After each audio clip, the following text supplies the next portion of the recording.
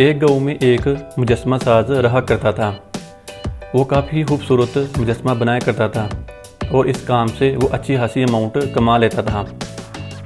उसका एक बेटा हुआ। बेटे ने बचपन में ही मुजस्समे बनाना शुरू कर दिए। बेटा भी बहुत अच्छे मुजस्समे बनाया करता था और बाप अपने बेटे की कामयाबी पर खुश होता था। लेकिन बाप हर बार बेटे के मुजस्समों में कोई ना कमी ज़रूर निकाल देता था और कहता था, तुम मुजस्समा बहुत अच्छा बनाते हो, लेकिन अगली बार इस कमी को दूर करने की कोशिश करो। बेटा भी कोई शिकायत नहीं करता था और अपने बाप की नसीहत पर अमल करते हुए अपने मुजस्समा को मज़ीद बेहतर करने की कोशिश करता रहा। मुसलसल इम्प्रूवमेंट की वजह से बेटे के मुजस्समे बाप के मुजस्समों से बेहतरीन बनने लगे और एक वक्त ऐसा भी आया कि लोग बेटे के मुजस्समों को ज़्यादा पैसे देकर खरीदने लगे, जबकि बाप के मुजस्समे पहले वाली कीमत पर बिकते रहे। बाप अब भी बेटे के मुजस्समों में कमियां निकाल देता था, लेकिन बेटे को अब ये अच्छा नहीं लगता था। बेटा बेदिल होकर उन कमियों को एक्सेप्ट कर लेता था और मुजस्समा को पहले की तरह बेहतर से बेहतर बनाने की कोशिश में लगा रहा। एक वक्त ऐसा भी आया कि बेटे के सब्र ने जवाब दे दिया। बाप जब कमियां निकाल रहा था तो बेटे ने कहा कि आप तो कमियां ऐसे निकाल रहे हो जैसे आप बहुत बड़े मुजस्समा साज हो। अगर आप इतने ही बड़े मुजस्समा साज होते तो आपके मुजस्समे मुझसे ज़्यादा बिकते, लेकिन मेरे मुजस्समे आपसे ज़्यादा बेहतर, खूबसूरत और ज़्यादा बिकते हैं।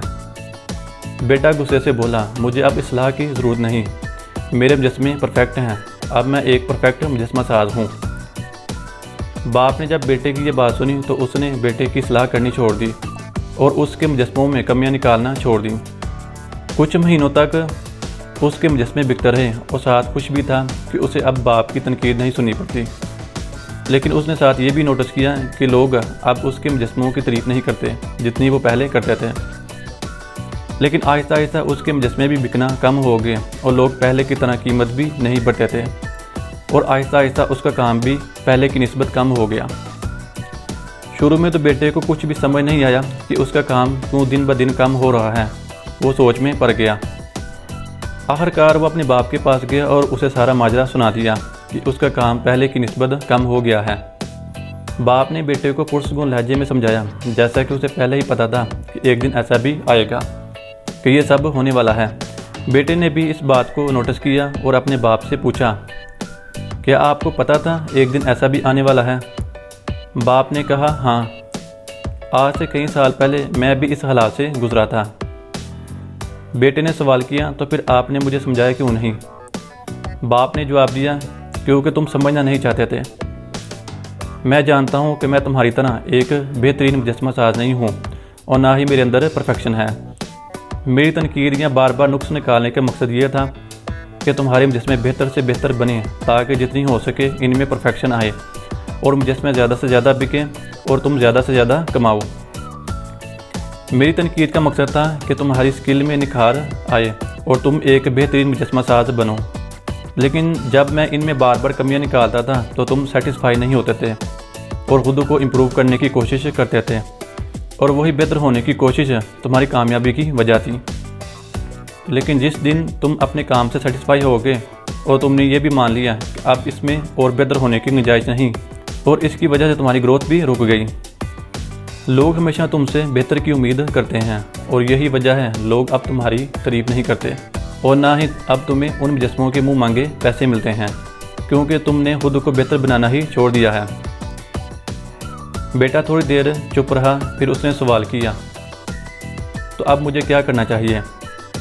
बाप ने एक ही जुमले में जवाब दिया, अनसेटिस्फाई होना सीख लो। मान लो तुम में हमेशा बेहतर होने की गुंजाइश है और यही एक जुमला तुम्हें बेहतर बनने में मदद करेगा और ज़िंदगी में आगे बढ़ने और कामयाब बनाएगा। सीखने की जुस्तजू ही इंसान को कामयाब बनाता है।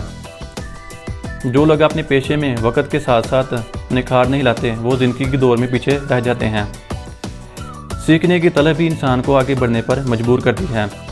तनकीद को हमेशा मुस्बत अंदाज में लो और अपने आप को बेहतर बनाने में सरगर्म रहो। लेकिन हम में से बहुत से लोग तनकीद को नेगेटिव सेंस में ले जाते हैं और खुद को इम्प्रूव करना छोड़ देते हैं और नतीजे में नाकामी उनका मुकद्दर बन जाती है।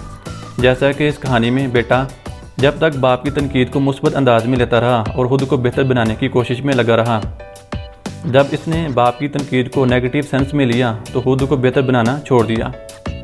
अगर आप ज़िंदगी में कुछ बनना चाहते हो तो इन 3 जुमलों को अपनी ज़िंदगी पर लागू करो।